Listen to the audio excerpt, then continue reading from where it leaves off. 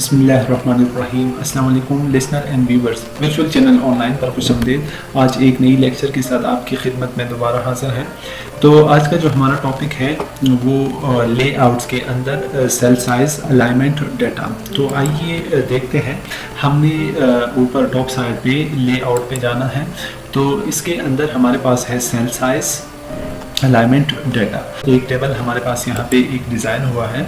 तो इस तरह से जब हम इस ट्रिगर पे ऑटो फिट पे क्लिक करते हैं, हमारे पास है यहाँ पे ऑटो फिट कंटेंट्स, और जितनी भी इसके अंदर हमने कंटेंट्स लेके हैं और जितना भी हमारे पास ये कंटेंट्स का एरिया है, तो उसके हिसाब से हमारा टेबल ऑटो फिट कंटेंट के हिसाब से फिट हो जाएगा। और ये देखें, जब मैंने क्लिक की तो ये कंटेंट के हिसाब से हमारे पास ये कंप्लीट जो टेबल था फिट हुआ। और दोबारा से जब मैं हमारे पास एक दूसरा ऑप्शन है ऑटो फिट विंडो। जब मैं इस पर दोबारा क्लिक करूँगा तो जितना साइज़ हमारे विंडो का है, यानी लैपटॉप की जितनी भी स्क्रीन है, तो उस पर ही हमारे पास ये कंप्लीट फिट हो जाएगा। और इसी तरह से अब हमारे पास है यहाँ पे कुछ ऑप्शन है हाइट्स और विड्थ। जब हम एक सेल में हैं, यानी पहले रो पे खड़े हैं, और इस तरह से जब हमने अपनी सेल का साइज़ यानी हाइट इंक्रीज करना है, तो यहाँ से हम इसको हाइट इंक्रीज कर सकते हैं, यहाँ से हम अपनी हाइट को डिक्रीज कर सकते हैं। और यहाँ पे हमारे पास विड्थ है, और जो भी आपके टेबल का साइज विड्थ के हिसाब से आपने एडजस्ट करना है, तो यहाँ से विड्थ के हिसाब से इनको बढ़ा सकते हैं, यहाँ से आप अपनी साइज घटा सकते हैं। यहाँ पे हमारे पास एक दूसरा ऑप्शन है डिस्ट्रीब्यूट रो।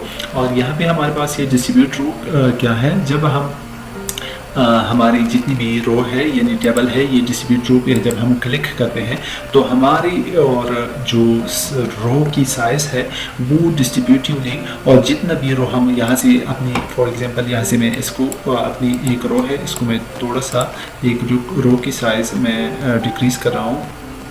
ये देखें, मैंने ये साइज़ डिक्रीज़ की। जब मैं अपनी ऊपर लेआउट्स में आऊँगा, लेआउट्स के अंदर हमारे पास है डिस्ट्रीब्यूट रो। जब मैं इस पर क्लिक करूँगा, पहली रो की साइज़ है उस जैसी हमारे पास इस रो की साइज़ भी उस जैसी हो जाएगी। और इसी तरह से डिस्ट्रीब्यूटेड कॉलम, जब मैं डिस्ट्रीब्यूटेड कॉलम पे क्लिक करूँगा, तो ये देखिए जितनी भी कॉलम है हमारे पास एक ही साइज़ के यहाँ पे एडजस्ट हो जाएंगे। यहाँ पे हमारे पास एक ट्रिगर का ऑप्शन है। जब मैं इस ट्रिगर पे क्लिक करूँगा तो हमारे पास यहाँ पे कुछ और ऑप्शन है। तो यहाँ पे हमारे पास है साइज़ के अंदर और प्रिपेड विद, और जब मैं विद के हिसाब से इसको बढ़ा रहा हूँ, तो जब मैं क्लिक करूँगा तो ये प्रिपेड विद के हिसाब से हमारे पास ये टेबल इंक्रीज हो जाएगा। और जब मैं दोबारा क्लिक करूँगा तो ये परसेंट लिखा हुआ है, मेजर्स इन परसेंट। और जब मैं इनको इंच के हिसाब से एडजस्ट करूँगा तो यहाँ पे हमारे पास ये इंच के हिसाब से एडजस्ट हो जाएगा। और यहाँ पे इस ट्रिगर पे मैं दोबारा क्लिक करूँगा। दोबारा क्लिक के बाद यहाँ पे alignment to left, centre, right. जब आपने सेंटर पे क्लिक करेंगे तो इस तरह से आपका जो टेबल है वो सेंटर साइज पे, सेंटर पोजीशन पे एडजस्ट हो जाएगा। और यहाँ पे आप राइट पे, तो इस तरह से राइट पोजीशन पे ये आपके साथ एडजस्ट हो जाएगा। अगर आपने सेंटर पे पोजीशन पे इसको एडजस्ट करना है, तो यहाँ से सेंटर पोजीशन पे इसको एडजस्ट कर सकते हैं। और इसी तरह से यहाँ पे हमारे पास है अलाइनमेंट्स। जब हम इस अलाइनमेंट पे आते हैं, यहाँ पे लिखा है अलाइन टॉप लेफ्ट। जब हम इस पे क्लिक करेंगे तो हमारे जो जितनी भी कंटेंट्स हैं वो लेफ्ट पे साइड पे अलाइन हो जाएगी। यहाँ पे है अलाइन टॉप सेंटर। जब मैं इस पे क्लिक करूँगा तो हमारी जितनी कंटेंट है वो सेंटर पे आ जाएगा। यहाँ पे अलाइन टू टॉप राइट। जब मैं इस पे क्लिक करूँगा तो राइट साइड पे अलाइन हो जाएगा। यहाँ पे है अलाइन सेंटर लेफ्ट, ये यहाँ पे सेंटर लेफ्ट अलाइन हो जाएगा। यहाँ पे अलाइन सेंटर, यहाँ से सेंटर पे align centre right, right side पे। और ये अलाइन बॉटम लेफ्ट, ये बॉटम साइड पे अलाइन हो जाएगा। यहाँ पे हमारे पास है अलाइन बॉटम सेंटर, ये बॉटम सेंटर साइड पे एडजस्ट हो जाएगा, अलाइन हो जाएगा। यहाँ पे अलाइन बॉटम राइट, ये राइट साइड पे अलाइन हो जाएगा। और इसी तरह से अगर आपने इसको वापस पहले पोजीशन पे लेके आना है, तो सेंटर साइड पे आप क्लिक करेंगे। तो इस तरह से आपको मैंने पहले भी ये ऑप्शन बताया डिस्ट्रीब्यूटेड रो, इस पर आप क्लिक करें। जितना भी टेबल है आपके साथ उस रो के हिसाब से, जितना भी साइज है उस साइज के हिसाब से आपका टेबल एडजस्ट हो जाएगा। यहाँ पे हमारे पास है टेक्स्ट डायरेक्शंस। जब हम पहली जो टॉप हेडर रो है, जब हमने टेक्स्ट का डायरेक्शन चेंज करना है, तो जब मैं इस पर क्लिक करूँगा तो ये टेक्स्ट डायरेक्शन चेंज हुआ। दोबारा क्लिक करूँगा ऊपर साइड पे और दोबारा क्लिक करूँगा तो हमारे पास पहले पोजीशन पे जो हमारे पास जो हेडर रो थी वो पहले पोजीशन पे आ जाएगा। और इसी तरह से हमारे पास यहाँ पे है सेल मार्जिन्स। जब मैं सेल मार्जिन्स पे क्लिक करूँगा तो यहाँ पे है default cell margin. Default cell margin top side से 0 इंच और लेफ्ट साइड से 0.08 इंच और बॉटम साइड से 0 इंच और राइट साइड से और 0.0 इंच। अगर आपने इसको बढ़ाना है तो इस तरह से आप इनको बढ़ा सकते हैं। अगर यहाँ पे आपने इसको टॉप साइड से और बॉटम साइड से इंक्रीज डिक्रीज करना है और इस तरह से आप इनको एडजस्ट कर सकते हैं। ये देखिए, तो यहाँ से हम अलाइन कर सकते हैं। और ये है अलाउ स्पेसिंग बिटवीन सेल। अगर आपने इस चेक को आप हटाएंगे तो इस तरह से ये आपकी जो जॉब का टेबल है वो पहले सादा पोजीशन पे आ जाएगा और दोबारा जब आप क्लिक करेंगे तो यहाँ से आप इनको अपनी पोजीशन एडजस्ट कर सकते हैं। यहाँ पे है automatically resize to fit contents. जब आप इस पर क्लिक करते हैं तो ये ऑटोमेटिकली यहाँ पे आपकी कंटेंट्स एडजस्ट हो जाएंगे। यहाँ पे हमारे पास है डाटा, तो जो हमारे पास है यहाँ पे लेआउट्स के अंदर डाटा। और जब हम यहाँ पे आते हैं तो सॉर्ट पे जब हम क्लिक करते हैं, ये सॉर्ट में जब हम यहाँ पे क्लिक करते हैं, पहले कॉलम को आपने सॉर्ट करना है।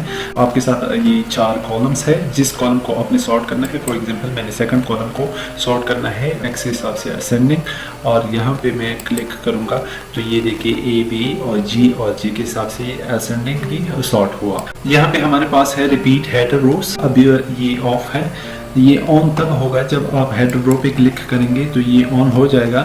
जब हम नीचे आएंगे इस तरह से हमारे एक पेज पे जितना भी टेबल है वो दूसरे पेज पे भी मौजूद है और इसी तरह से यहाँ पे हेडर रोज नहीं है।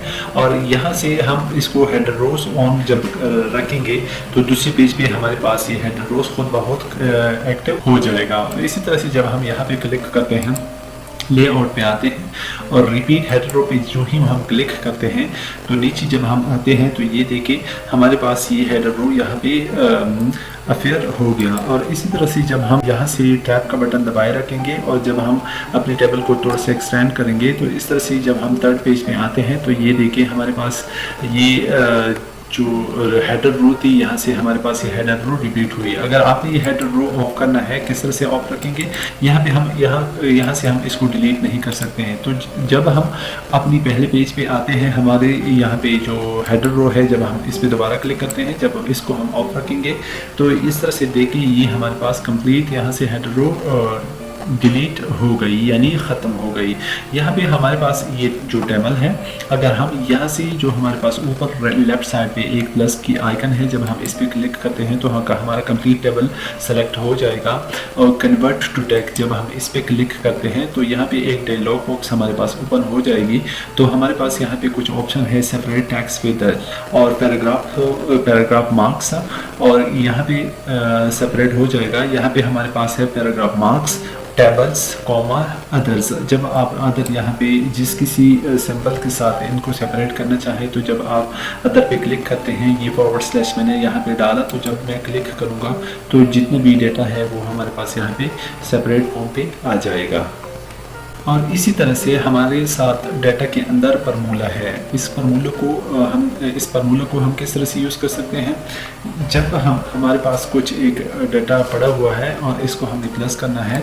जब मैं इस डाटा के नीचे आऊँगा तो ये 4 और 6 हमने ऐड करना है, ये 10 आएगा। इसको हम जो नीचे सेल है यहाँ पे हम अपनी कर्सर को लेके आएंगे, यहाँ पे हम फार्मूला पे क्लिक करेंगे। फार्मूला पे क्लिक करने के बाद हमारे पास जो फार्मूला है वो ऑटोमेटिकली यहाँ पे आ जाएगा, is equal to sum above. अगर नहीं लिखा है तो आप यहाँ पे is equal to sum above लिखेंगे, लेकिन पहले आपने ये ध्यान रखना है कि जो भी आपने फार्मूला को ऐड करना है तो आपका कर्सर यहाँ पे नीचे ब्लैंक सेल में ज़रूर होगा। अगर यहाँ पे नहीं है तो आपका फार्मूला यहाँ पे काम नहीं करता। और इस तरह से जब मैं क्लिक करूँगा तो ये देखिए अबाव साइड से मैंने इसको और ऐड किया। और इस तरह से अगर हमने राइट साइड पे इसको ऐड करना है और 2+4 इसको हम किस तरह से ऐड कर सकते हैं, फार्मूला पे हम आएंगे और इसी तरह से जब हम क्लिक करेंगे तो इज इक्वल टू सम और स्मॉल पैरेंथेसिस के अंदर लेफ्ट लिखा है। जब हम क्लिक करेंगे तो इस तरह से लेफ्ट साइड से हमने इसको यहाँ पे ऐड किए। और अगर हमने इसको